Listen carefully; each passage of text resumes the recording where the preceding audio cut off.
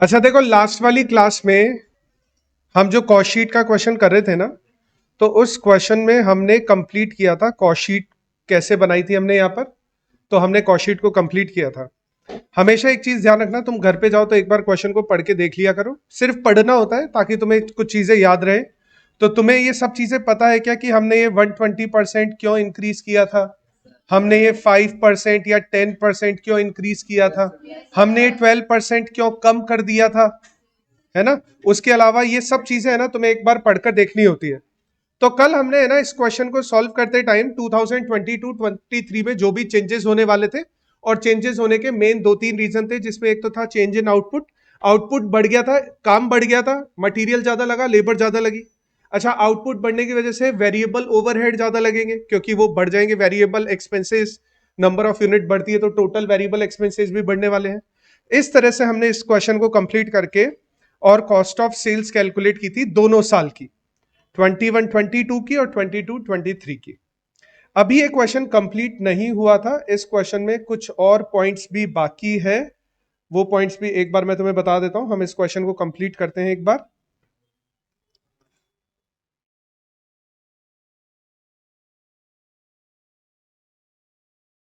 वैसे तो ये यहां पर दिया हुआ है, लेकिन इसको लोड होने में टाइम लग जाएगा। नहीं हो रहा है। देखो ये दिया हुआ है, मैं इसको एक बार कॉपी कर लेता हूं, इस डेटा को। हमें डेटा चाहिए। देखो हमने यहां तक कंप्लीट किया था। इस क्वेश्चन का ये वाला पार्ट चाहिए, रिक्वायरमेंट।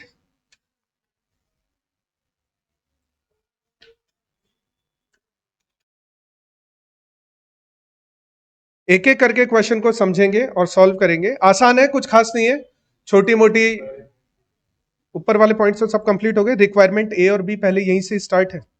ऊपर वाले पॉइंट्स जो थे ना, वो सारे ये थे। ये वाले तो सब कंप्लीट हो गए अपने, है ना।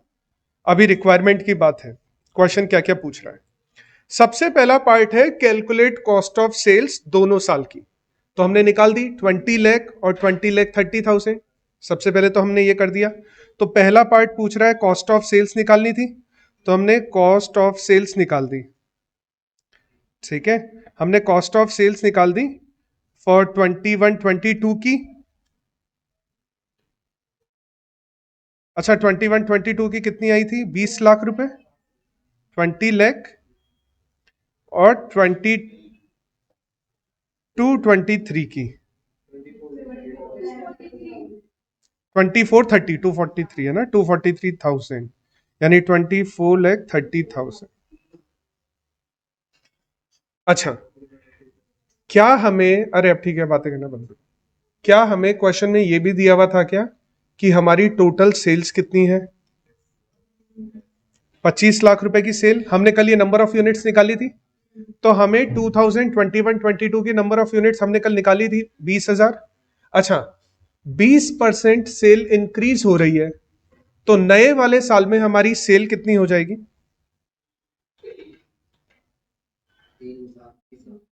अच्छा, ये वाली जो कॉस्ट आई है 20,000 यूनिट्स के लिए आई है, और नेक्स्ट वाली जो कॉस्ट आएगी वो कितनी यूनिट्स के लिए आएगी? 24,000 यूनिट्स के लिए। क्योंकि 20% इंक्रीज हो रहा है ना अपना, अपने जो आउटपुट है वो 20% इंक्रीज हो रहा है, तो नेक्स्ट वाली जो कॉस्ट आएगी वो 24,000 यूनिट्स के लिए आएगी। आज बहुत सारे नए स्टूडेंट दिखाई दे रहे हैं। तुम लोग क्लास में थे कल वाली क्लास में? नहीं थे? तुम लोग कोई भी नहीं था? तुम थे कल क्लास में? अच्छा, तुम तो उधर वाली क्लास में थे, आज इधर वाली क्लास में, इधर वाली क्लास में थे कल तो। अच्छा। अच्छा, तो तुम लोगों ने स्टार्टिंग वाला कुछ नहीं पढ़ा है अभी तक, जो भी हमने यहाँ पे कॉस्ट शीट में जो भी हमने स्टार्ट किया था वो कुछ नहीं पढ़ा है। तुम्हें रहेगी प्रॉब्लम, इस वाले क्वेश्चन में प्रॉब्लम रहेगी, नेक्स्ट वाले क्वेश्चन से थोड़ी सी चीजें आसान हो जाएगी। फिर भी मैं बता रहा हूँ क्वेश्चन में 20,000 यूनिट्स तो कल निकाली थी ना। अगले साल सेल 20% बढ़ रही है ना, तो अगर पहले 20,000 यूनिट्स बनाई, अगले साल सेल 20% बढ़ रही है, तो या तो प्लस 20% करो, लेकिन मैंने कल तुम्हें बताया था इंटू 120% भी तो कर सकते हैं। तो नई वाली सेल, नई वाली नंबर ऑफ यूनिट्स आ जाएगी 24,000। दिक्कत? पक्का? तो हमारी जो कॉस्ट ऑफ सेल्स आई है ना, वो 20 लाख रुपए आई है 20,000 यूनिट्स पर। और कॉस्ट ऑफ सेल्स निकालने के लिए हमने वो सब सारे खर्चे ऐड किए ही थे यहाँ पर, प्राइम कॉस्ट, फैक्ट्री कॉस्ट, ठीक है, ये सब कुछ ऐड करके हमने कॉस्ट ऑफ सेल्स निकाली थी। ऐसे ही दोनों साल की हमने कॉस्ट ऑफ सेल्स कल वाले इसमें निकाल दी थी, कल जब हमने क्वेश्चन सॉल्व किया था। चलो, तो सबसे पहले यही का कॉस्ट ऑफ सेल्स निकालनी थी। अच्छा, दूसरा पॉइंट, बी पॉइंट, हमें नई सेलिंग प्राइस निकालनी है। कौन से ईयर के लिए? 22-23 के लिए, क्योंकि पुराने वाले ईयर के लिए सेलिंग प्राइस तो हमें ऑलरेडी गिवन थी, 125 रुपए पर यूनिट, है ना। हमें तो नए वाले साल के लिए सेलिंग प्राइस कैलकुलेट करनी है, तो वो भी कर देते हैं।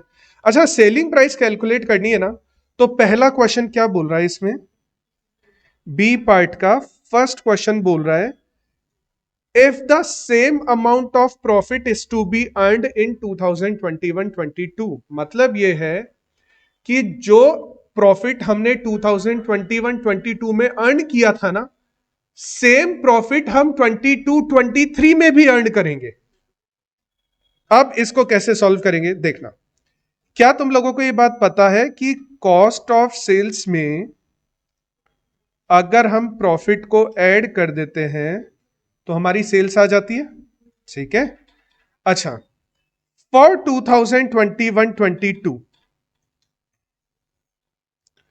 फॉर 2021-22 क्या हमें कॉस्ट ऑफ सेल्स पता है? 24 लाख रुपए, सॉरी 20 लाख रुपए, 24,30,000 तो 22-23 की आ रही है। हमें 2021-22 की कॉस्ट ऑफ सेल्स पता है 20 लाख रुपए। अच्छा, कहां से पिक किया हमने? जो हमने कॉस्ट शीट बनाई थी उसमें से। देखो कॉस्ट शीट में कॉस्ट ऑफ सेल्स 20 लाख रुपए की है। अच्छा, क्या हमें क्वेश्चन में सेल्स भी गिवन है? देखो ये रही, क्योंकि 21-22 की सेल्स हमें गिवन है ऑलरेडी 25 लाख रुपए की, ठीक है। तो हमें 21-22 वाले साल की सेल्स गिवन है, हमें सेल्स गिवन है 25 लाख रुपए की। हमें प्रॉफिट नहीं पता है, तो हम प्रॉफिट निकाल सकते हैं अभी इसको सॉल्व करके। वेरी गुड, कैसे निकाला? वेरी गुड, तो प्रॉफिट आ गया अपना 5 लाख रुपए का। अच्छा, ये वाला जो प्रॉफिट आया है ये कौन से साल के लिए आया है? 21-22 के लिए। क्वेश्चन क्या बोल रहा है? इतना ही प्रॉफिट हमें 22-23 में भी चाहिए, इतने ही अमाउंट का प्रॉफिट। ध्यान रखना, सेम अमाउंट की बात कर रहा है वो, ठीक है, सेम अमाउंट की बात कर रहा है कि जितना प्रॉफिट हमने 21-22 में कमाया है उतना ही प्रॉफिट हमें 22-23 में भी चाहिए। तो ठीक है, कर लेते हैं, ये तुम आसानी से कर सकते हो वैसे। फिर भी फॉर 22-23 की अगर बात करें अपन, अच्छा, कॉस्ट ऑफ सेल्स पता है ना हमें, 24,30,000 की कॉस्ट ऑफ सेल्स है, 24,30,000 की कॉस्ट ऑफ सेल्स है। कहां से ली? कॉस्ट शीट में से ली। ये देखो 24,30,000 की cost of sales cost sheet में है, ठीक है। तो हमें कॉस्ट ऑफ सेल्स पता है। क्या हमें अभी 2022-23 का प्रॉफिट भी पता है क्या? कितना होगा? जो हमने पिछले वाले साल में अर्न किया उतना ही प्रॉफिट, तो कितना प्रॉफिट लिखूं मैं? 5 लाख रुपए का प्रॉफिट। तो अगर 5 लाख रुपए का प्रॉफिट है तो कॉस्ट ऑफ सेल्स ऐड करने पर ये क्या आ जाएगी हमारी? ये हमारी सेल्स है। अच्छा, अगर ये हमारी सेल्स है तो क्या इस क्वेश्चन में हमें सेल निकालनी थी क्या? नहीं, हमें नई सेलिंग प्राइस निकालनी है। डिवाइड कर दे 24,000 से, लेकिन उससे पहले सुनो, प्राइस हमेशा पर यूनिट होगी ना, सेलिंग प्राइस पर यूनिट होगी। अच्छा, हमें सेल्स पता है, कितनी हमारी सेल्स? 29-30। कौन से ईयर में? एक मिनट रुक जाओ, 22-23 में हमें सेल्स पता है। अच्छा, 22-23 में हमने कितनी यूनिट्स बनाई है हमें ये भी पता है, तो हमें एक यूनिट की सेलिंग प्राइस निकालनी है, तो बस इसको सिंपली 24,000 से डिवाइड करना है। एक मिनट, तो हम यहां पर कैलकुलेट कर रहे हैं सेलिंग प्राइस, सेलिंग प्राइस। अच्छा, कैसे कैलकुलेट की हमने? 29,30,000 को हम डिवाइड कर रहे हैं 24,000 यूनिट से, तो हमारी ये आ जाएगी, कितनी आ जाएगी, 122 पॉइंट पर यूनिट। ये हमारी सेलिंग प्राइस आ जाएगी। ठीक है, हाँ पूछो, प्रॉब्लम पूछो। पक्का? अच्छा, किसी को दिक्कत है कि ये कैसे आई हमारी नई सेलिंग प्राइस? पुराने वाली सेलिंग प्राइस 125 रुपए थी, है ना? नई वाली सेलिंग प्राइस हमारी 122.08 आ रही है। कर दो, कोई बात नहीं, कम होगी तो क्या हो गया, प्रॉफिट तो उतना ही मिल रहा है ना अपने को, क्योंकि क्वेश्चन में कंडीशन ये थी कि हमें पहले जितना ही प्रॉफिट चाहिए। वैसे तो यहाँ पे लिखा हुआ है, फिर भी ले लो, ये मैंने कर दिया, सेलिंग प्राइस पर यूनिट कर दिया। ए पॉइंट में तो मैंने बस कॉस्ट ऑफ सेल्स लिखी है, चलो लिख लो एक बार। ए पॉइंट में तो कॉस्ट ऑफ सेल्स है, और बी पॉइंट में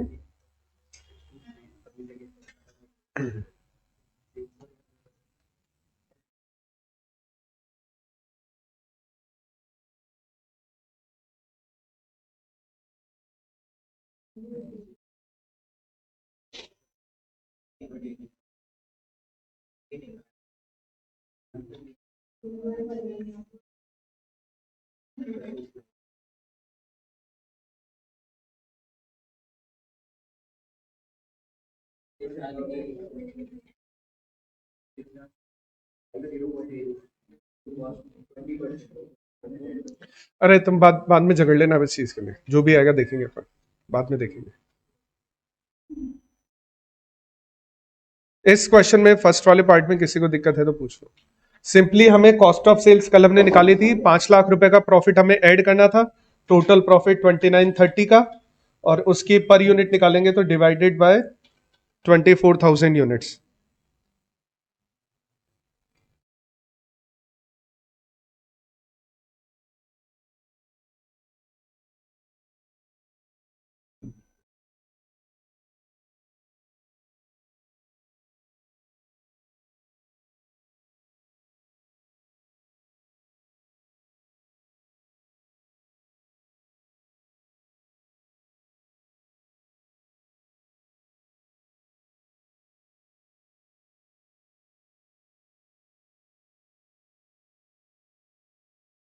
ठीक है, हो गया कंप्लीट।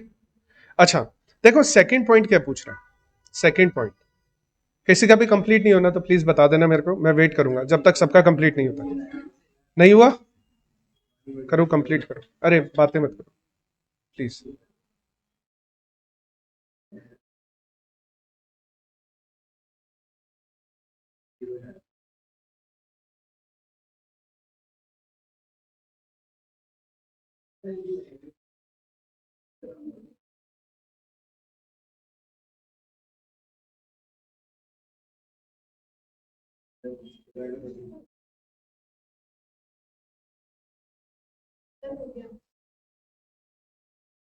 अच्छा, नेक्स्ट पार्ट देखो, सेकंड पार्ट।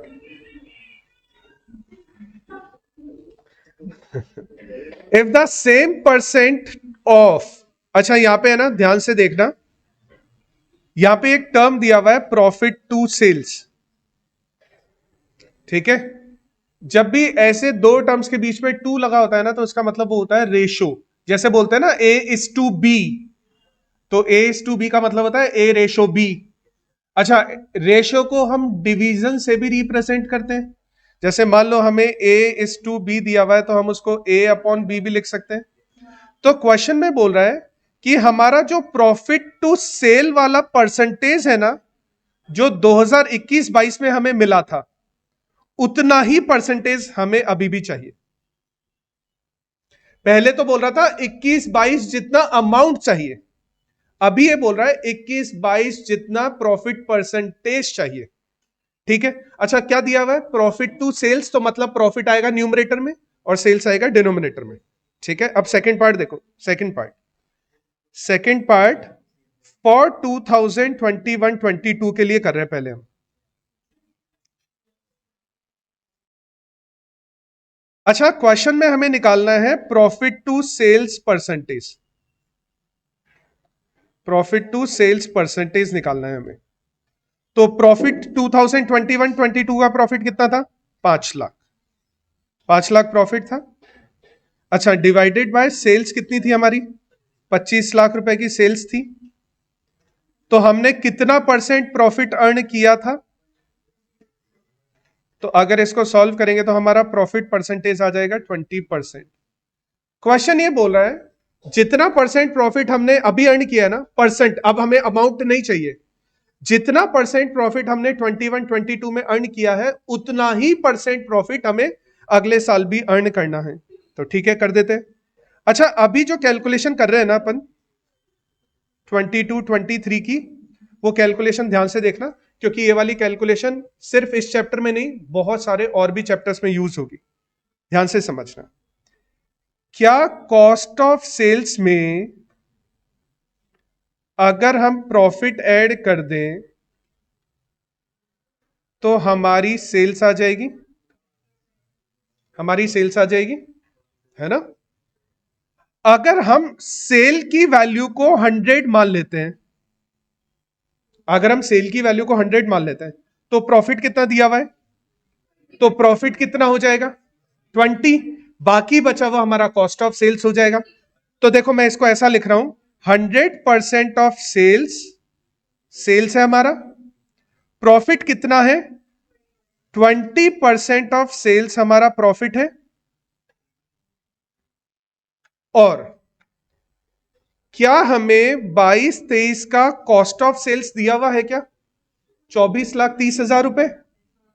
तुम उसको 80% नहीं लिखो चलेगा, क्योंकि हमें पता है उसकी वैल्यू।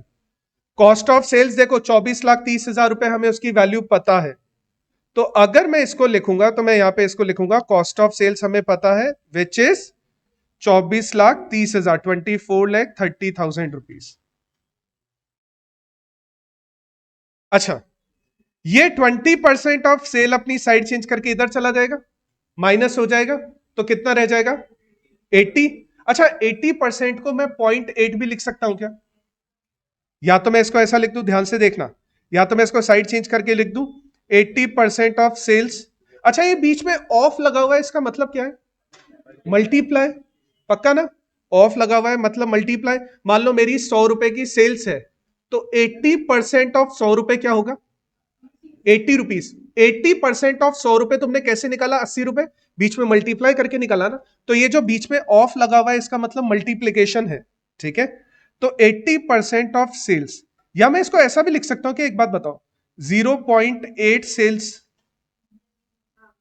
और इस तरफ अपने जो अमाउंट है वो रहेगा ही रहेगा, 24,30,000 रुपए। अब ये 0.8 है ना, ये अपनी साइड चेंज करके इधर आएगा। तो जब इधर की तरफ मल्टीप्लाई हो रहा है तो साइड चेंज करके इधर आएगा तो डिवाइड हो जाएगा सिंपली। तो हम इसको रिप्रेजेंट करेंगे 24,30,000 डिवाइड बाय 0.8। ये कितना निकल के आएगा अपना? ये निकल के आएगा 30,500,000। ये ऐसा निकल के आएगा अपना। अच्छा, ये तो अपनी टोटल सेल पर आ गई। क्या हमें सेल्स निकालनी है, सेलिंग प्राइस निकालनी है? कैसे निकालेंगे? डिवाइड बाय 24,000, क्योंकि हमने 24,000 यूनिट बनाई उस साल। ठीक है, तो हमें निकालनी है अभी सेलिंग प्राइस पर यूनिट। हमें कैलकुलेट करनी है सेलिंग प्राइस पर यूनिट। अच्छा, ये कैलकुलेशन है ना, तुम वैसे अगर थोड़ा सा दिमाग लगाओ तो कैलकुलेटर भी कर सकते हो। 80% वैल्यू है तो उसको 100% में कन्वर्ट करना है, तो 24,30,000 को डिवाइड बाय 0.8। लेकिन वो तुम कैलकुलेटर में करोगे, लेकिन एग्जाम में तुम ऐसे थोड़ी करके आओगे कि हमने 24,30,000 को 0.8 से डिवाइड कर दिया तो हमारा 100% आ गया। तुम्हें एक एक, मैंने तुम्हें बोला था ये बात, एक एक स्टेप तुम्हें दिखा के आनी होती है एग्जाम में, उसके मार्क्स मिलते हैं एक एक स्टेप्स के। तो यहाँ पे तुम्हें एक एक स्टेप कैलकुलेट करके आनी है। तो रुपीज 37,500 डिवाइडेड बाय 24,000 यूनिट्स, कितना? 126.56 पर यूनिट। ये अपना क्वेश्चन कंप्लीट है, सेकंड पार्ट कंप्लीट है ये अपना। अरे अरे ठीक है, कुछ पूछना है, कुछ बातें करनी है मेरे से करो, मैं फ्री हूं अभी। हाँ हाँ।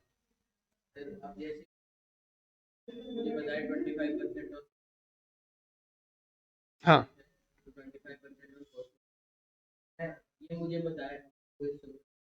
उनको कैसे समझाओ? हाँ तो तुम्हें लिखना पड़ेगा ये बात कि 20%, हाँ 20% ऑफ कॉस्ट का मतलब 25% ऑफ सेल्स है, ये लिखना पड़ेगा तुम्हें बात। हाँ डायरेक्ट निकाल दो, मेरे को कोई दिक्कत नहीं है तुम, लेकिन एक प्रॉपर तरीका होना चाहिए फॉलो करने का, बस वो ये प्रॉपर तरीका है। मार्क्स इसके मिलेंगे क्योंकि पता है तुम्हें, अगर क्वेश्चन आएगा ना तो मॉड्यूल का जैसा ही आंसर होगा, और मॉड्यूल में अगर ऐसा आंसर लिखा हुआ है ना तो इसी चीज के मार्क्स मिलेंगे। मैं तुम्हारी बात मान गया, मैं तुम्हारी सबकी भावनाएं समझता हूं ये, लेकिन प्रॉब्लम मेरे को नहीं है, प्रॉब्लम उस कॉपी चेक करने वाले को है कि उसको जैसा लिखा हुआ दिखेगा ना वो वैसे ही नंबर देगा। मैं लिखवा रहा हूं ना, मैं करवा रहा हूं ना, एक एक क्वेश्चन करेंगे हम क्लास में, तुम चिंता मत करो, और वैसे भी बताऊंगा मैं ये सॉल्व क्यों कर रहा हूं, नहीं तो मैं यहीं पे बोल देता 24-30 को डायरेक्ट 0.8 से डिवाइड कर दो, आंसर आ जाएगा तुम्हारा, क्योंकि वो 80% के बराबर है, तो 80% ऑफ सेल्स बराबर है 24,30,000 के, तो आ जाएगा ना डायरेक्ट आंसर, लेकिन मैंने तुम्हें नहीं बताया ना कि डायरेक्ट।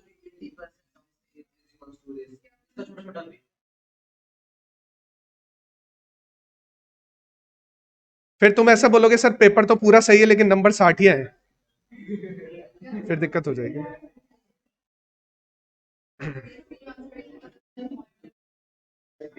अरे तुम्हारी वो आदत पड़ गई फाउंडेशन में एमसीक्यू सॉल्व करने की, तो मत करो वो आदत, छोड़ो अब वो आदत नहीं है, अब उसका कोई काम नहीं है यहाँ पे।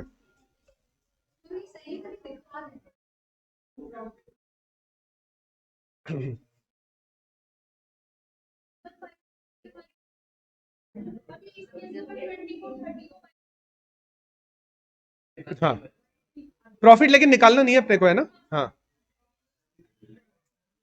हो गया कंप्लीट, हो गया सबका कंप्लीट यहां तक। अच्छा नेक्स्ट पार्ट देखो, नेक्स्ट पार्ट इंपॉर्टेंट है, नेक्स्ट पार्ट बहुत इंपॉर्टेंट है। नेक्स्ट पार्ट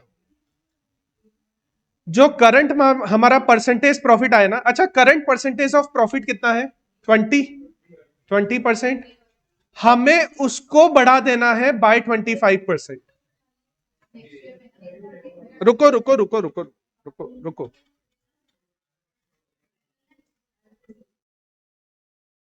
अरे प्लीज तुम लोग बातें करना बंद करो।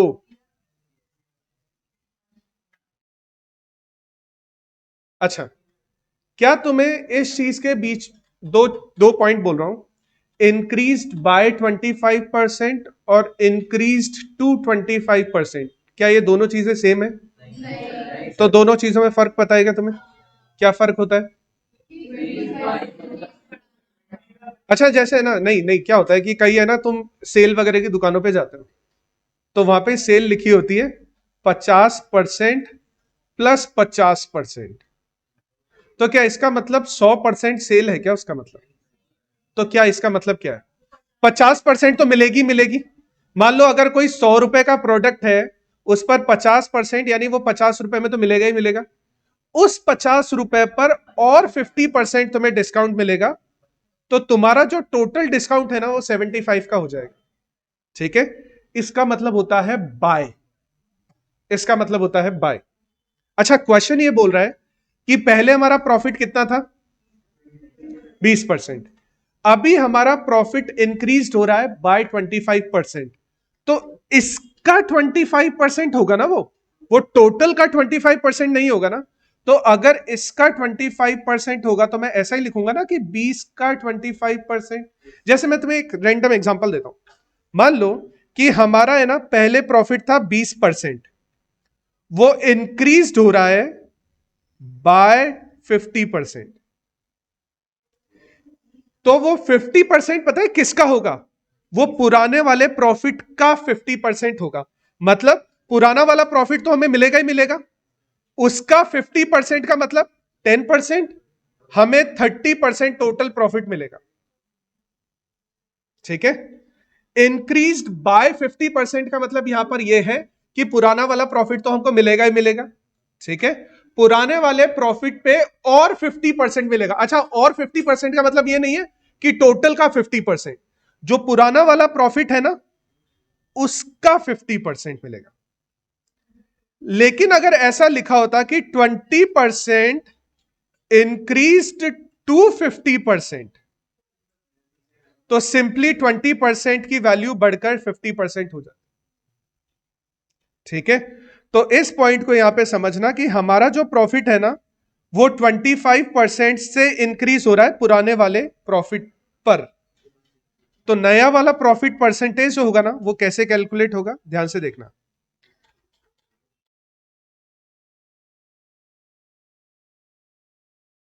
डिजायर्ड प्रॉफिट परसेंटेज लिख देते हैं हम इसको लिख देते हैं डिजायर्ड प्रॉफिट परसेंटेज।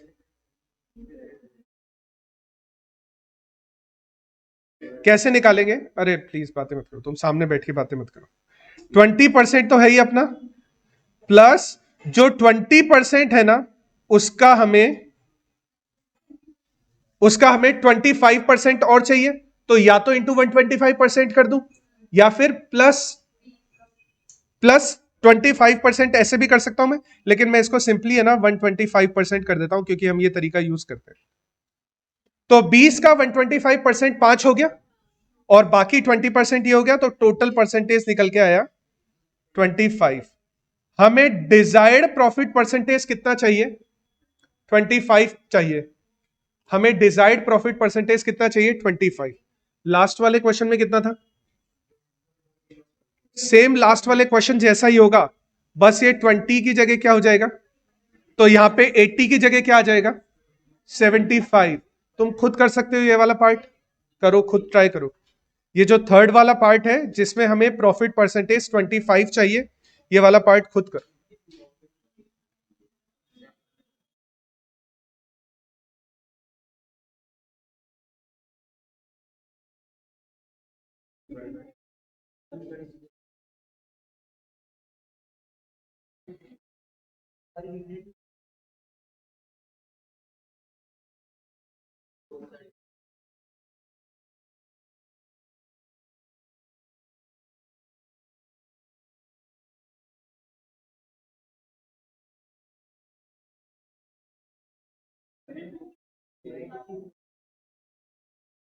अरे प्लीज बातें मत करो प्लीज।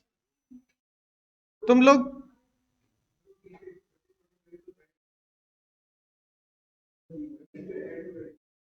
तो पुराना वाला परसेंटेज तो चाहिए ना हमें।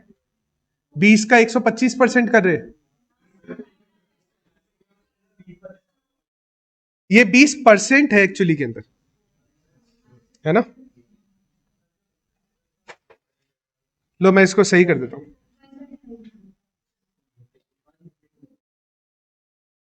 तो अगर मैं इसको यहां पे करूंगा सॉल्व, तो ये आ जाएगा 24,30,000 इज इक्वल टू 75%। अच्छा, जब इसको सॉल्व करोगे तो सेल्स कितनी निकल के आएगी? 32,40,000। अच्छा, ये हमारी सेल निकल के आ गई। अभी हमें प्राइस भी निकालनी है, तो प्राइस निकालने के लिए डिवाइडेड बाय 24,000, 135 हमारी नई प्राइस आ जाएगी। हमारी जो नई सेलिंग प्राइस आएगी वो 135 आ जाएगी। प्रॉब्लम इसमें 135 हमारी नई वाली सेलिंग प्राइस कैसे आई है? डिवाइड बाय 24,000 यूनिट कर दोगे तो पर यूनिट की 135 आ जाएगी। प्रॉब्लम नहीं। चलो लास्ट पार्ट है इसका, लास्ट पार्ट। प्रॉफिट हमें चाहिए 10 रुपए पर यूनिट। हमें कितना प्रॉफिट चाहिए? एक यूनिट पर 10 रुपए। ठीक है, ये भी आसान है। फोर्थ पार्ट देखो, फोर्थ पार्ट। क्या कॉस्ट ऑफ सेल्स में प्रॉफिट ऐड करने पर सेल्स आ जाती है? ठीक है, तो देखो कॉस्ट ऑफ सेल्स हमें दिया हुआ है कितना? 24 लाख रुपए का, 24,30,000 ये कॉस्ट ऑफ सेल्स है।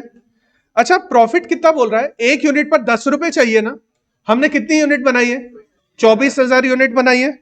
तो 24,000 यूनिट इंटू 10 रुपए का प्रॉफिट हमारा, तो हमारी सेल्स कितनी निकल कर आ जाएगी? इसको सॉल्व करेंगे तो 26,70,000 ये हमारी क्या कैलकुलेट हुई है? अच्छा, ये अगर हमारी सेल्स है तो प्राइस कितनी हो जाएगी? इसको डिवाइड बाय 24,000 कर दोगे तो 111.25 हमारी प्राइस हो जाएगी।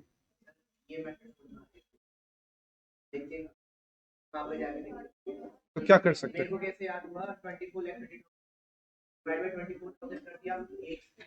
प्लस 10 रुपए और ऐड करिए।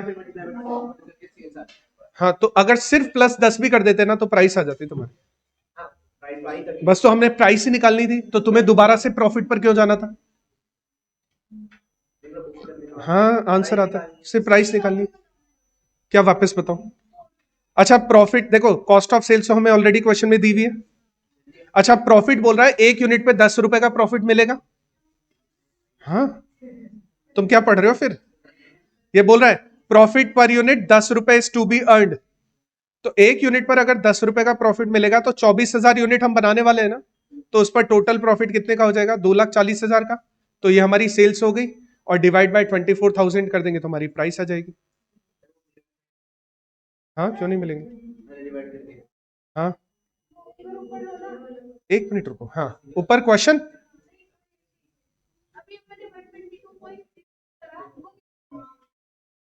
ये वाला तो प्रॉफिट, ये वाली सेलिंग प्राइस तो तब आई है जब हमें प्रॉफिट चाहिए था 5 लाख रुपए का। हमें इससे नीचे वाला, जब हमें प्रॉफिट चाहिए था 20%। 5 लाख रुपए 20% अलग अलग है ना। ऐसे बोल रहे कि है ना, तुम्हारे एग्जाम में नंबर आए 400 और तुम्हारे एग्जाम में नंबर आए 60%, दोनों चीजें अलग अलग है या सेम ही है?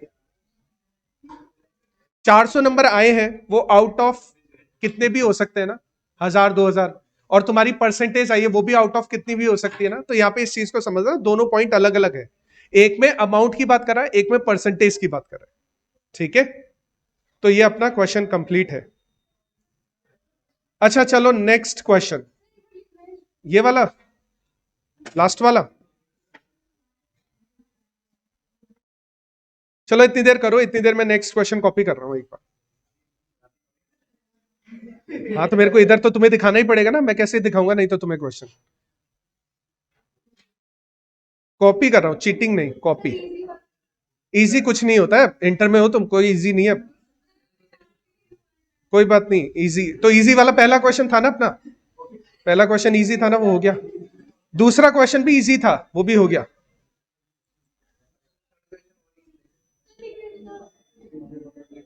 एक मिनट रुको, लिखो लिखो, तुम करो, नोट डाउन करो, इतनी देर में इधर से कॉपी कर रहा हूं।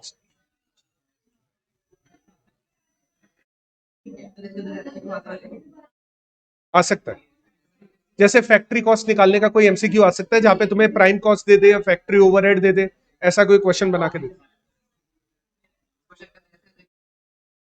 हाँ, इस क्वेश्चन में ऐसा दे देगा कि कॉस्ट ऑफ सेल्स अगर 24,30,000 रुपए है और पर यूनिट प्रॉफिट 10 रुपए कमाना है और टोटल नंबर ऑफ यूनिट इतनी है, तो हमें प्राइस बताओ, प्राइस कितनी होगी, per unit price.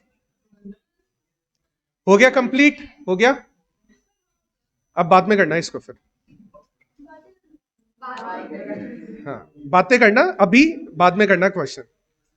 Illustration number 4, page number 41। कोई बात नहीं, दो पार्ट्स में डाल देंगे। और बहुत अच्छा क्वेश्चन है ये, इसको है ना थोड़ा आराम से करेंगे, एकदम आराम से। इलस्ट्रेट, कोई बात नहीं, उससे क्या फर्क पड़ रहा है? क्वेश्चन छोड़ना है क्या तुम्हें ये? बस तो करेंगे ना। Illustration number 4, page number 41। ठीक है, 41 से स्टार्ट है, लेकिन थोड़ा बहुत 42 पर भी दिया हुआ। कोई बात। क्वेश्चन बोल रहा है, देखो इस क्वेश्चन में भी है ना कुछ मिसप्रिंट है, मैं उसको सही करवाऊंगा, साथ में सही कर लेना। हाँ, मैं करवा रहा हूं ना। Following data is available from the cost record of a company, March 2022 का डेटा दिया हुआ है। ठीक है, एक पॉइंट मैं बस तुम्हें पहले बता देता हूं कि मार्च 2022 की हम कॉस्ट शीट बनाने वाले हैं, क्योंकि देखो क्वेश्चन में है ना, क्वेश्चन में देखो, क्वेश्चन में मैंने अभी तुम्हें क्वेश्चन की रिक्वायरमेंट नहीं दिखाई है, लेकिन क्वेश्चन की रिक्वायरमेंट में लिखा हुआ है जॉब कॉस्ट शीट बनानी है, prepare job cost sheet for A77 and A99। ये क्वेश्चन की रिक्वायरमेंट है, लेकिन मैं इसको बाद में डिस्कस करूंगा। हमें कॉस्ट शीट बनानी है मार्च 2022 के लिए, और एक लाइन पहले ही पढ़ लो कि हम मार्च 2022 में हमारी है ना जॉब 99 और 77 कंप्लीट हो चुकी है। जॉब 99 और जॉब 77 कंप्लीट हो चुकी है। तो जो भी जॉब हमारी कंप्लीट हुई होगी कॉस्टशीट भी तो उसी जॉब की बनेगी। क्यों? क्योंकि कॉस्टशीट में उस जॉब से रिलेटेड जितनी भी कॉस्ट लगी है ना उन सब का डेटा आ जाता है। जो जॉब कंप्लीट नहीं हुई है अभी तक, तो क्या उसमें लगने वाले सारे खर्चे अब तक कंप्लीट हो चुके हैं? अभी तो और भी खर्चे होने वाले हैं ना। तो उस जॉब की कॉस्टशीट बनाई ही नहीं जा सकती है जो अभी तक कंप्लीट नहीं हुई। कॉस्टशीट केवल उसी जॉब की बनाई जा सकती है जो हमारी जॉब कंप्लीट हो चुकी है, क्योंकि उस जॉब में लगने वाले सारे खर्चों के बारे में हमें डिटेल्स पता है। लेकिन जो जॉब अभी तक कंप्लीट नहीं हुई है, तो क्या उस जॉब के सारे खर्चों के बारे में हमें डिटेल्स पता अभी तक नहीं है ना। तो इसलिए है ना इस क्वेश्चन में बोला था कि A77 और A99 की ही कॉस्टशीट बनानी है अपने को, क्योंकि इस मंथ में ये दोनों जॉब्स कंप्लीट हो गई थी। ठीक है, इसीलिए मैंने पहले तुम्हें ये वाली लाइन पढ़ाई है। अभी वापस आते हैं क्वेश्चन पे। ओपनिंग स्टॉक दिया हुआ है 1 मार्च ऑफ 2022 को। अच्छा, ओपनिंग स्टॉक पता है क्यों दिया होगा? क्योंकि ये जॉब है ना, हो सकता है कि हमने पिछले कुछ महीनों में से स्टार्ट कर दियो, तो हम ऐसा बोलते हैं ना लास्ट मंथ का जो क्लोजिंग होता है वो इस मंथ का ओपनिंग होता है। तो इसका मतलब क्या है? और देखो लिखा हुआ भी रहेगा, इसमें लिखा हुआ भी रहेगा। अगर हमें 1 मार्च 2022 का ओपनिंग स्टॉक दिया हुआ है, तो इसका मतलब मैं ये बोल सकता हूं क्या कि ये जो है क्लोजिंग स्टॉक है फेब्रुवरी का, ये क्लोजिंग स्टॉक है फेब्रुवरी 22 का, ऐसा बोला जा सकता है। अच्छा, फेब्रुवरी 22 में हमने जॉब A99 में मटेरियल लगा दिया था 80 रुपए का, क्योंकि फेब्रुवरी 22 में हम उस जॉब को कर रहे थे ना, वो कंप्लीट नहीं हुई थी फेब्रुवरी में, वो मार्च में आके कंप्लीट हुई है। ठीक है, लेकिन फेब्रुवरी में हमने स्टार्ट तो कर ही दिया था ना। तो स्टार्ट करने के बाद हमने 80 रुपए का मटेरियल लगा दिया उस जॉब के अंदर, 150 रुपीज हमने लेबर को भी दे दिए, और हमारी मशीनों पर 200 रुपए का खर्चा हो गया। मशीन, बिजली, पानी, जो भी फैक्ट्री में खर्चा हो रहा है वो 200 रुपए खर्च हो गए। कौन सी जॉब में खर्च हुए? A99 में खर्चा हुआ ये। अच्छा, ऐसा ही खर्चा A77 में भी हुआ है, क्योंकि हमने दोनों जॉब है ना लास्ट मंथ ही स्टार्ट कर दी थी, फेब्रुवरी में ही स्टार्ट कर दी थी, वो कंप्लीट हुई है मार्च में, तो हम कॉस्टशीट बनाने वाले हैं मार्च की। ठीक है, तो और उससे पहले महीने स्टार्ट हो गई थी, फर्क नहीं पड़ रहा ना कब स्टार्ट हुई। लेकिन अगर वो 1 मार्च का ओपनिंग दिया हुआ है, तो इसका मतलब वो फेब्रुवरी का क्लोजिंग होगा। चाहिए ना, क्योंकि हमें वर्क इन प्रोसेस चाहिए, फैक्ट्री ओवरहेड में ऐड करने के लिए हमें वर्क इन प्रोसेस चाहिए।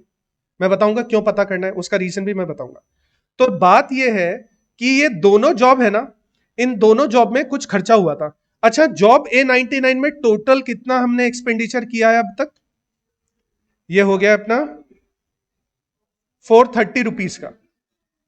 अच्छा सुनो, सुनो, इसका मतलब क्या है कि जब हमने मार्च में इस जॉब को आगे कंटिन्यू किया, तब तक 430 रुपीज हम ऑलरेडी खर्च कर चुके थे, पूरा पहले वाले मंथ में हम ऑलरेडी खर्च कर चुके थे। ठीक है, सेम 77 वाली जॉब के लिए भी हम ऑलरेडी 1270 रुपए खर्च कर चुके थे। यह हमारा ऑलरेडी खर्चा हो चुका था। अभी हम स्टार्ट करें, इसको सही कर लेना, ये मार्च है, यहां पर ये मार्च है। अभी हमने मार्च महीने में उन जॉब्स को करना स्टार्ट किया। अच्छा, मार्च महीने में हमने A99 में कितना मटेरियल लगा दिया? 120 रुपए का। अच्छा, हम जब कॉस्टशीट बनाएंगे तो मार्च के लिए बनाएंगे, तो मार्च में, एक मिनट रुक जाओ, मार्च में हमने मटेरियल कितना यूज किया? 120 रुपए का। ये मटेरियल हम पहले से यूज कर चुके थे, तो ये वर्क इन प्रोसेस में जाने वाला है। ये मटेरियल, ये लेबर, ये खर्चे, ये सब वर्क इन प्रोसेस में जाने वाले हैं। क्योंकि मार्च में जब हमने कॉस्टशीट बनाना स्टार्ट किया ना, तो मार्च के स्टार्टिंग में ये job already work in process में थी, तभी तो इसका ओपनिंग स्टॉक आया ये। तो ये वाले खर्चे जाने वाले हैं वर्क इन प्रोसेस में। अच्छा, वर्क इन प्रोसेस कहां आने वाला है? फैक्ट्री ओवरहेड के साथ एडजस्ट होता है, तो ये खर्चे जाने वाले हैं फैक्ट्री ओवरहेड में। लेकिन हमें प्राइम कॉस्ट तो निकालनी पड़ती है ना। प्राइम कॉस्ट में कौन से खर्चे आते हैं? Direct material, direct labour, direct expenses.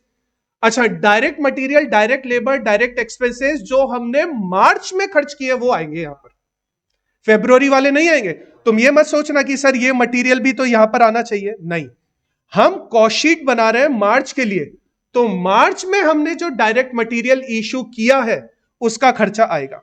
मार्च में हमने जो डायरेक्ट मटेरियल A77 के लिए इशू किया है ना, उसका खर्चा आएगा। तो यहां पर है ना, देखो मैं बनाऊंगा कॉस्ट शीट, लेकिन मैं तुम्हें समझाने के लिए बना रहा हूं कि जब हम कॉस्ट शीट बनाएंगे तो एक तो बनाएंगे हम A99 के लिए, एक बनाएंगे हम A77 के लिए। सबसे पहले हम स्टार्ट करेंगे डायरेक्ट मटेरियल से। अच्छा, हम कौन से महीने की कॉस्ट शीट बना रहे हैं? मार्च की कॉस्ट शीट बना रहे हैं ना। तो मार्च के महीने में हमने कितना डायरेक्ट मटेरियल A99 को दिया है? 120 रुपए का दिया है। और A77 को 280 रुपए का दिया है। ऐसा कुछ करेंगे। अच्छा, उसके बाद हम स्टार्ट करते हैं डायरेक्ट लेबर। अच्छा, पहले तो ये बताओ, ये 120 और 280 ही क्यों आया? ऊपर वाला 80 और 420 क्यों नहीं लिया हमने? ये तुम्हें रीजन समझ में आया? क्योंकि वो ऑलरेडी फरवरी में हो चुका था, वो वर्क इन प्रोसेस में था। हमने मार्च में कितना खर्चा किया है वो यहां पर आएगा अपना डायरेक्ट मटेरियल में। नहीं नहीं नहीं, ये नया मटेरियल हमने मार्च में इशू किया। परचेज क्यों आएगा? मार्च में हमारे पास मटेरियल ऑलरेडी रखा हुआ था, हमने इशू किया है सिर्फ। परचेज वर्चेज नहीं किया, हमारे पास गोडाउन में रखा हुआ था, हमने इशू कर दिया उस जॉब को। वो रॉ मटेरियल कंज्यूम्ड का होता है, डायरेक्ट मटेरियल का नहीं होता है। वो रॉ मटेरियल कंज्यूम्ड का होता है। ओपनिंग जरूरी नहीं है ना आएगा क्या? दोबारा से, मैंने तुम्हें ये बात पहले भी बोली थी, जिस चीज की एंट्री अपने को क्वेश्चन में गिवन ही नहीं है, हम जबरदस्ती उसको क्यों करें? हमें ना opening stock of raw material दिया हुआ है, ना हमें परचेज दिया हुआ है। हमें तो सिर्फ इतना सा बोला है कि हमने इतना इशू कर दिया है, यानी उस जॉब को हमने 120 रुपए का मटेरियल दे दिया है, बात खत्म अपनी। ठीक है, परचेज किया है, ओपनिंग स्टॉक है, क्लोजिंग स्टॉक है, कुछ नहीं। डायरेक्ट मटेरियल 120 रुपए का काम आ गया। अच्छा, किसको? क्योंकि वो चल रहा है, 1 मार्च को वो चल रहा है ना, मार्च में कंप्लीट होगा ना वो जाके। फिनिश गुड तो तब बोलोगे जब वो कंप्लीट हो जाएगा। हमने जब कॉस्ट शीट बनाना स्टार्ट किया तब तो वो चल ही रहा था ना। हमने 1 मार्च को देखा तब तो वो चल ही रहा था ना। तो ये वर्क इन प्रोसेस है, फिनिश गुड्स नहीं है। फिनिश गुड तो जब वो कंप्लीट हो जाएगा तो फिनिश गुड्स की एंट्री होगी। अच्छा, आगे देखो, इसमें आगे देखो, तो ये मटेरियल आ जाएगा अपना, डायरेक्ट मटेरियल आ जाएगा दोनों जॉब्स के लिए। अभी इसमें दो जॉब और दे दी अपने को, 66 और 55। दोबारा से, ये जॉब मार्च में स्टार्ट हमने कर दी थी, मार्च में स्टार्ट कर दी थी, क्योंकि ये मार्च का डेटा दिया हुआ है। हमने मार्च में इन जॉब्स को भी कुछ कुछ मटेरियल इशू किया है। ये जॉब हमने मार्च में स्टार्ट कर दी थी, लेकिन क्या ये जॉब मार्च में कंप्लीट हुई है क्या? तो अगर जॉब कंप्लीट नहीं हुई तो उसकी कॉस्ट शीट वैसे भी नहीं बनेगी। तो फिलहाल के लिए इन दोनों को भूल जाओ, 66 और 55 को भूल जाओ। एक मिनट रुक जाओ, क्योंकि हम जो कॉस्ट शीट बना रहे हैं ना वो 99 और 77 के लिए ही है। तो इसमें जो भी खर्चे आने वाले हैं वो 99 और 77 से रिलेटेड आने वाले हैं। 55, 50, 66 का अभी कुछ भी नहीं होना है। हाँ, तो ये 99 में खर्चा हुआ है क्या, ये वाला खर्चा? तो तो हम कॉस्ट शीट 99 की बना रहे हैं, तो 99 के खर्चे ही आएंगे ना। दूसरे स्टेटमेंट में रिकॉर्ड करेंगे, दूसरे स्टेटमेंट में। क्योंकि ये क्वेश्चन है ना, ये क्वेश्चन मैंने तुम्हें अभी भी बताया था। इस क्वेश्चन का एक पार्ट तो है जॉब कॉस्ट शीट बनाओ 77 और 99 के लिए, और लास्ट वाला पार्ट है कि जो वर्क इन प्रोसेस मार्च में चल रहा है ना उसकी वैल्यू कैलकुलेट करनी है। इसमें आएगा अपना 66 और 55 वाला, क्योंकि ये मार्च में चल रहे हैं, कंप्लीट नहीं हुए। तो यहां पर हम उसको रिकॉर्ड करेंगे। 66, 55 जाएगा वर्क इन प्रोसेस में, ना कि इसके अंदर आएगा ये। ठीक है, अच्छा, दोबारा से कोई क्वेश्चन पूछना है? पक्का कोई क्वेश्चन नहीं है? ठीक है। अच्छा, अभी आ जाओ डायरेक्ट लेबर पर, क्योंकि हम डायरेक्ट लेबर भी एंट्री करेंगे यहां पर। डायरेक्ट लेबर में जो एंट्री होगी ना वो ध्यान से समझना। A99 के लिए हमने, ये देखो डायरेक्ट लेबर लिखा हुआ है, A99 के लिए हमने 600 रुपए पे कर दिए, और A77 के लिए हमने 450 रुपए का पेमेंट कर दिया। डायरेक्ट लेबर खत्म, डायरेक्ट लेबर का भी खत्म कि हमने कितने कितने रुपए का पेमेंट किया। ठीक है, अच्छा, दोनों ऐड करने के बाद में कुछ डायरेक्ट एक्सपेंसेस नहीं दिए हुए, तो दोनों ऐड करने के बाद में अपनी आ जाएगी प्राइम कॉस्ट आ जाएगी। प्राइम कॉस्ट में अब अपने को फैक्ट्री ओवरहेड चाहिए। फैक्ट्री ओवरहेड ध्यान से देखना क्योंकि इस क्वेश्चन में इंपॉर्टेंट है। फैक्ट्री ओवरहेड के दो दो स्टेटमेंट दिए हुए हैं, देखो यहां पर भी दिया हुआ है और यहां पर भी दिया हुआ है। दोनों स्टेटमेंट को ध्यान से समझना। फैक्ट्री ओवरहेड जो लगती है ना, वो लगती है अकॉर्डिंग टू लेबर आवर्स, कि हमने कितने घंटे काम किया। तो हमें दो जॉब की निकालनी है ना, कौन कौन सी जॉब की निकालनी है? 99 और 77। तो 99 जॉब में हमने कितने घंटे काम किया? 400 घंटे काम किया। और एक घंटे के कितने लगते हैं? तो 99 के कितने हो गए? 800 रुपए। ठीक है, वेरी गुड। A77 में हमने 200 घंटे काम किया, एक घंटे के 2 रुपए लगते हैं, तो कितना खर्चा हो गया? ये किसका खर्चा है? फैक्ट्री ओवरहेड का। 99 और 77 के लिए फैक्ट्री ओवरहेड का खर्चा है ये। ठीक है, लेकिन फैक्ट्री ओवरहेड की एक और एंट्री दी है। अब इस एंट्री का मतलब क्या है? फैक्ट्री ओवरहेड इनकर्ड कौन से महीने में, कितने रुपए लगे। अब ये अलग से क्यों दिए हुए, इसको समझना। अलग से क्यों दिया हुआ है? साफ साफ ये बोल रहा है 2 रुपए पर घंटे के लगेंगे, तो ठीक है, लेकिन 2 रुपए पर घंटे के लगने के बाद भी इसने 2100 क्यों किया? वो इसलिए किया है, ये सोच रहा था, ये एक्सपेक्ट कर रहा था कि 2 रुपए पर घंटे के लगेंगे। इसकी एक्सपेक्टेशन थी कि 2 रुपए पर घंटे के लगेंगे। लेकिन जब इसने बिलिंग की ना, तो बिलिंग करने में 2100 का खर्चा आया। अब इस 2100 का मतलब क्या है? कौन से महीने का खर्चा है ये? मार्च का खर्चा है ना। मार्च में क्या हम सिर्फ A99 और A77 ही कर रहे थे क्या? नहीं ना, हम बाकी जॉब्स भी तो कर रहे थे। तो मार्च महीने में हमने कितने घंटे काम किया है?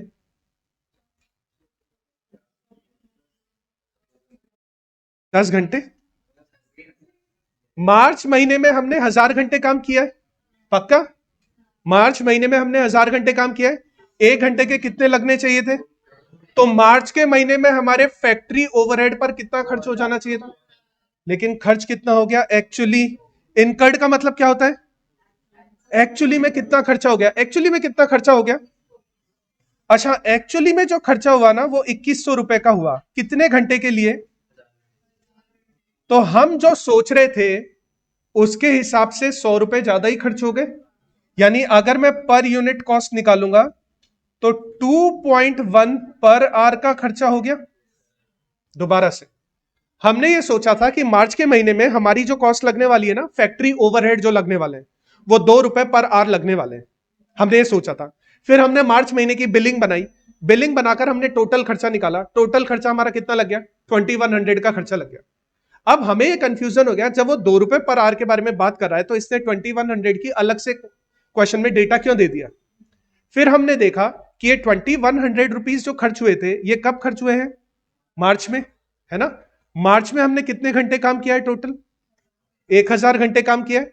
और 1000 घंटे के अगर 2100 रुपीज लग रहे हैं, तो इसका मतलब 2.1 रुपीज पर आवर लग रहे हैं। जबकि हमने सोचा कितना था? 2 रुपीज पर आवर सोचा था, लेकिन लग कितना गया? तो जब कॉस्टशीट में एंट्री करोगे, तो 2 रुपए सोचने के हिसाब से करोगे या 2.1 एक्चुअल में जो खर्चा लगा है उसके हिसाब से? तो जब कॉस्टशीट में हम एंट्री करेंगे ना, तो जो एक्चुअली में हमारा खर्चा लगा है हम उसके हिसाब से एंट्री करेंगे। तो अभी तक जो हम सोच रहे थे ना कि 200 इंटू 400 इंटू 2 कर देंगे, 200 इंटू 2 कर देंगे, नहीं, हम 400 इंटू 2.1 करेंगे और 200 इंटू 2.1 करेंगे। जो भी आएगा, जो भी आएगा। सबसे मेन मुद्दे वाली बात है कि 2 रुपए पर आवर क्वेश्चन में कॉस्ट गिवन है, लेकिन हम उसको यूज नहीं कर पाएंगे 2 रुपए पर आवर के हिसाब से। हमें उसको 2.1 में चेंज करना पड़ेगा।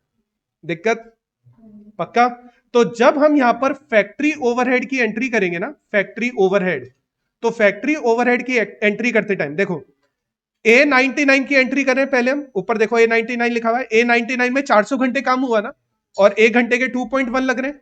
और इसमें 200 घंटे काम हुआ, एक घंटे के 2.1 लग रहे हैं। टोटल वगैरह बाद में देखेंगे, पहले एंट्री समझ लेते हैं क्या होने वाली है यहां पर एंट्री।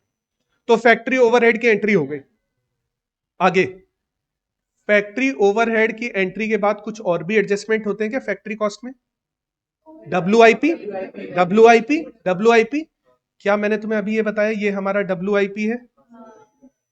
तो हम, हमारा WIP कौन सा दिया हुआ है? ओपनिंग। तो हम बस सिंपली ओपनिंग WIP यहां पर ऐड कर देंगे। जो भी आ रहा है, जो भी आ रहा है, ओपनिंग WIP ऐड कर दे। अच्छा, अब क्वेश्चन आता है सर क्लोजिंग का फिर क्या एडजस्टमेंट होगा? क्या ये दोनों जॉब कंप्लीट हो गई है? तो क्लोजिंग कुछ बचा ही नहीं ना। ये दोनों जॉब कंप्लीट हो गई तो क्लोजिंग कुछ बचा नहीं। अगर नहीं है तो जबरदस्ती एंट्री नहीं, 0 0 की एंट्री डाल देंगे अपन, जबरदस्ती नहीं है। जितना अपने को दिया जाए क्वेश्चन में, जितनी अपने को दिया गया है डेटा उतना ही यूज करना है। तो अपन एडजस्टमेंट करते हैं, plus opening WIP minus closing WIP। तो हमें क्वेश्चन में जब सिर्फ ओपनिंग दिया हुआ है, क्योंकि ये 1 मार्च का डेटा दिया हुआ है अपने को, 1 मार्च की ओपनिंग है ये, तो अगर अपने को सिर्फ ओपनिंग दिया हुआ है ना, तो हम सिर्फ ओपनिंग को एडजस्ट करेंगे, और करना पड़ेगा। क्यों? क्योंकि A77 में ये वाला खर्चा ऑलरेडी हो चुका है, A99 A77 में, ये भी तो उसकी कॉस्ट में जुड़ेगा ना। चाहे पुराने वाले महीने में हो गया है, लेकिन खर्चा हो चुका है तो प्रोडक्ट की कॉस्ट में तो जुड़ जाएगा ना। तो यहां पर ये एंट्री होगी इसकी। अच्छा, इसके बाद हमारी आती है factory cost, adjusted factory cost, net factory cost, जो भी तुम बोलो, ग्रॉस फैक्ट्री कॉस्ट, हमारी आ जाती है फैक्ट्री कॉस्ट। फैक्ट्री कॉस्ट में हम ऐड करते हैं ऑफिस के खर्चे। अभी ऑफिस और फिनिश गुड्स, क्वेश्चन में कोई भी ऑफिस या कोई भी फिनिश गुड के खर्चे नहीं, तो हम जबरदस्ती नहीं करेंगे, है ना। अगला नंबर किसका आने वाला है? Selling and distribution cost. ये क्वेश्चन में गिवन है, यहां पर देखो ये रहा कि जब हम बिल बना रहे हैं ना, बिल बना रहे हैं, तो हम वो वाली प्राइस ले रहे हैं जहां पर 15% सेलिंग एंड डिस्ट्रीब्यूशन एक्सपेंसेस के होंगे और 10% प्रॉफिट के होंगे। तो ध्यान से देखना, अगर मैं इस क्वेश्चन में, देखो इस क्वेश्चन में हम फैक्ट्री कॉस्ट ही निकाल सकते हैं, फैक्ट्री कॉस्ट निकाल सकते हैं ना। फैक्ट्री ओवरहेड और ओपनिंग WIP को ऐड कर देंगे तो फैक्ट्री कॉस्ट आ जाएगी। ऑफिस के खर्चे नहीं है तो कॉस्ट ऑफ गुड सोल्ड नहीं आएगा। उसके अलावा कॉस्ट ऑफ सेल्स अभी तक तो नहीं निकाल सकते, क्योंकि हमें सेलिंग एंड डिस्ट्रीब्यूशन के खर्चे नहीं पता है। लेकिन अगर समझो, अगर मैं फैक्ट्री कॉस्ट में selling and distribution expenses add कर दूंगा, तो क्या हमारा कॉस्ट ऑफ सेल्स आ जाएगा? आ जाएगा। ये कॉस्ट ऑफ सेल्स है दोनों मिला के। अगर मैं इसमें प्रॉफिट ऐड कर दूंगा तो क्या हमारा सेल्स आ जाएगा? वही स्टेप से ध्यान से देखना, अगर हमारी सेल 100% है तो प्रॉफिट क्वेश्चन में दिया हुआ है ना 10% होगा, सेलिंग एक्सपेंसेस 15% होंगे, और फैक्ट्री कॉस्ट ये हम ऑलरेडी कैलकुलेट कर चुके होंगे, फैक्ट्री कॉस्ट हम ऑलरेडी कैलकुलेट कर चुके हैं। फॉर एग्जाम्पल फैक्ट्री कॉस्ट आ रही है 2000 रुपए, फॉर एग्जाम्पल, मेरे को नहीं पता क्योंकि अभी तक हमने कैलकुलेट नहीं किया है। फॉर एग्जाम्पल फैक्ट्री कॉस्ट आ रही है 2000 रुपए, तो अगर मेरे को सेल्स निकालनी है तो ऐसे ही निकलेगी ना, 2000 डिवाइडेड बाय 0.75, तो मेरी सेल्स कितनी आ जाएगी? 2666। अच्छा, अगर ये मेरी सेल्स आ गई है, तो इसको मैं 2667 कर देता हूं एक बार के लिए। अगर ये, एक मिनट रुक जाओ, अगर ये मेरी सेल आ गई है तो इसका 10% मेरा प्रॉफिट भी आ जाएगा, इसका 15% मेरा सेलिंग एंड डिस्ट्रीब्यूशन एक्सपेंसेस भी आ जाएगा। तो जब हम सेलिंग एंड डिस्ट्रीब्यूशन एक्सपेंसेस निकालेंगे ना, तो हम डायरेक्ट कॉस्ट शीट में एंट्री नहीं कर सकते, उसके लिए हमें वर्किंग नोट बनाकर सेलिंग एंड डिस्ट्रीब्यूशन निकालना पड़ेगा, उसकी हम कॉस्ट शीट में एंट्री करेंगे, फिर हम उसमें कॉस्ट ऑफ सेल्स निकाल के प्रॉफिट एंटर करके फाइनली हम सेल्स कैलकुलेट करेंगे उसके अंदर। जो 15% है प्राइस का, अरे ये देखो 15% ऑफ द प्राइस,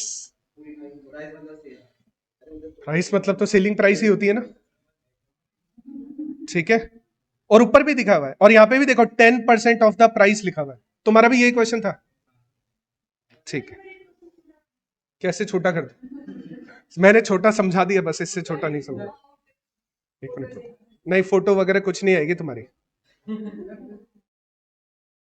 एक मिनट रुक जाओ, एक मिनट रुक जाओ, नहीं नहीं एक मिनट रुक जाओ।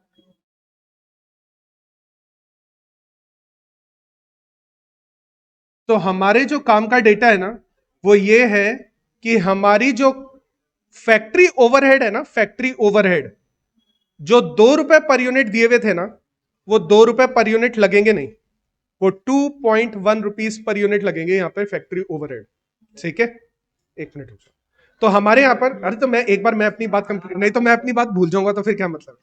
तो यहां पर है ना, सबसे पहले अपने को कॉस्ट शीट बनानी है, और कॉस्ट शीट A99 और A77 की ही बनेगी, क्योंकि वही जॉब्स हमारी कंप्लीट हुई है, क्वेश्चन।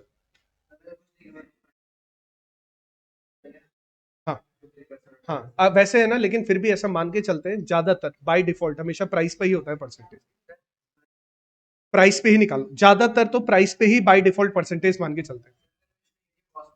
तो फिर निकाल देंगे, कॉस्ट पे भी निकाल देंगे, कॉस्ट पे भी निकाल देंगे। कल ही मैंने तुम्हें बताया था 1/1 + R वाला फॉर्मूला चलता है इसमें।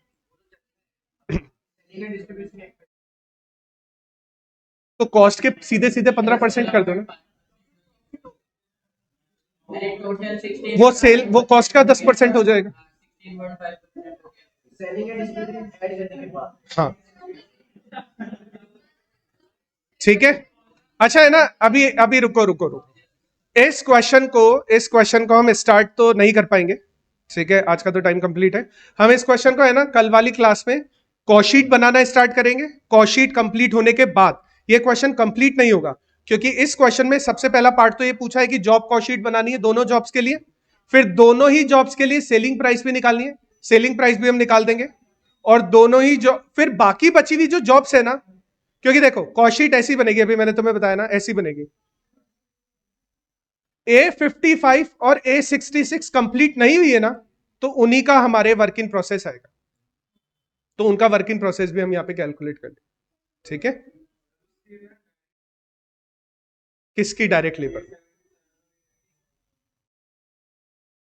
एक मिनट रुको, एक मिनट रुको। हाँ 600 और 450 हमने A77 में काम करने के लिए है ना लेबर को 600 रुपए का पेमेंट कर दिया, ऊपर लिखा हुआ है डायरेक्ट लेबर। एक मिनट रुको, मैं एक बार एक आंसर दे दूं। और A77 का काम करने के लिए हमने 450 रुपए का पेमेंट कर दिया, ठीक है। अरे मैंने लिखा चला के नहीं था, क्योंकि मैं नहीं चाह रहा था कि मैं सारा डेटा यहीं पे लिख दूं, मैं चाह रहा था कि एक बार हम पूरी तरह से क्वेश्चन सॉल्व करेंगे। एक ही बात होती है, एक ही बात होती है। हाँ मार्च में ही शुरू हुई, उससे पहले का डेटा नहीं दे रखा है, तो उससे पहले मानेंगे भी नहीं हम शुरू हुई। क्यों, कैसे कैसे तुम्हें कैसे पता कि पहले शुरू हुई है? वो अगर क्वेश्चन में बोल देता तो हम मान लेते पहले शुरू हुई है, क्वेश्चन में कुछ नहीं बोल रहा है, क्वेश्चन में बोल रहा है देखो मार्च में ही बोल रहा है ना, तो हम इसको मार्च में ही स्टार्ट मानेंगे।